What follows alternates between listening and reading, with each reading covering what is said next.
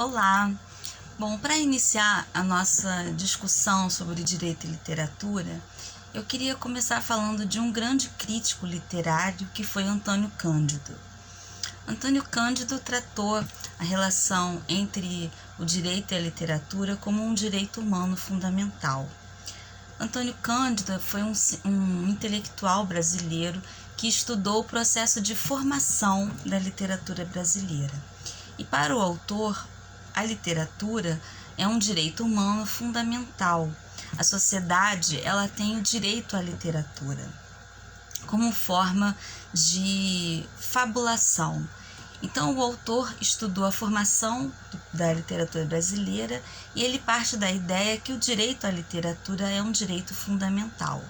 Mesmo nas sociedades ágrafas, nas quais o processo de contação de história não tinha a escrita, era comum encontrar nessas sociedades uma forma de fabulação, ou seja, de criar narrativas que explicassem os fatos sociais daquela história.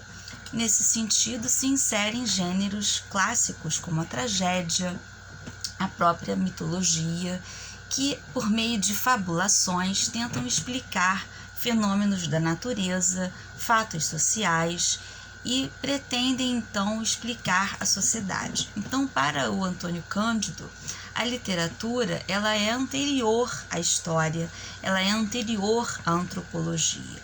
E muitos dos fatos históricos, sociais do Brasil, por exemplo, foram representados primeiro na literatura para depois serem descritos, por exemplo, pela sociologia.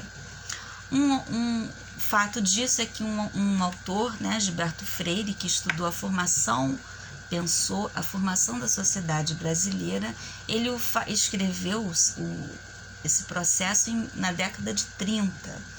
E a literatura já discutia, na Semana de Arte Moderna, como se dava a formação de uma identidade brasileira. Isso já era pensado pelos escritores como Oswaldo de Andrade, Mário de Andrade. Então, o Antônio Cândido, ele estudou esse processo de formação da literatura brasileira e ele vai diferenciar nessa ideia dois bens jurídicos, São os bens jurídicos materiais e os bens jurídicos imateriais. Então, a literatura ela estaria no rol dos bens imateriais de um povo e de uma cultura. Então, é muito interessante conhecer a obra de Antônio Cândido, que foi um grande crítico literário, e saber que para esse crítico a literatura é um direito humano fundamental. Convido vocês a estudar, a conhecer a obra de Antônio Cândido, que tem um livro que é exatamente esse, O Direito à Literatura. Bom, no próximo, curtam o canal, se inscrevam, que eu vou trazer mais conteúdos sobre direito e literatura para serem discutidos a partir de uma visão histórica, social, literária, prazerosa, tá bom? Muito obrigada e até o próximo vídeo.